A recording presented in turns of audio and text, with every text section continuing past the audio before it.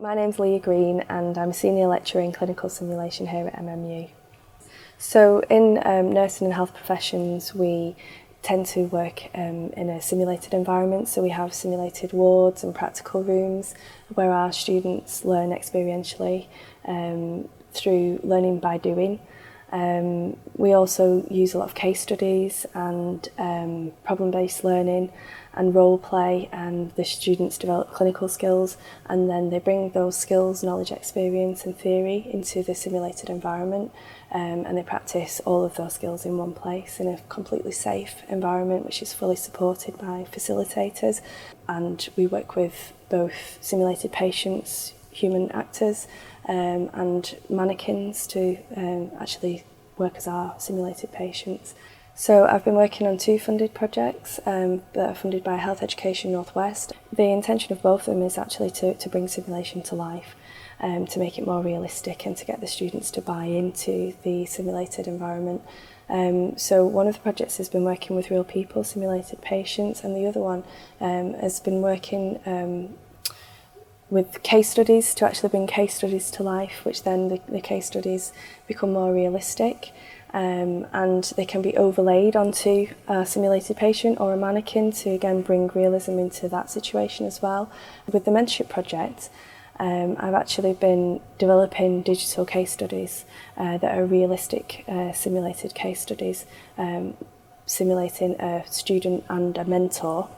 These case studies are now available as a digital resource on Moodle. They involve resources and digital media that the students can watch. They're very short snippets of information, bite-sized chunks, and the digital media is released sequentially over the course of the programme so that it's not overwhelming, it's not overfacing. They're not expected to sit for a long period of time watching a very long instructional video, so there's snippets, bite-sized chunks of information. Embedded within that, we've also got digital and social media, text messages, phone calls. You find out more about the person, you really get to know the person, because my question was always, why do people watch soap operas over and over again? What is it about them that draws them back? And that's the same thing that I wanted to do with our students, actually invite them back and make them want to learn and want to come back and find out more about these case studies. The way that we've done it for the project, obviously it was a funded project, so we had a lot of money available, so we spent a lot of time working with a film crew and make really high-tech videos, and that was a fantastic experience. But what I've learned from that is actually that the format works, it's evaluated extremely well, but it doesn't need to be expensive. It can be done really easily using accessible technology, iPad, iPhone, because the process is the same. To inject the realism into the case studies, you could have simply a Twitter profile for your members of your case study or a Facebook account and release information that way. I think the most important things about the case studies is they're sequentially released.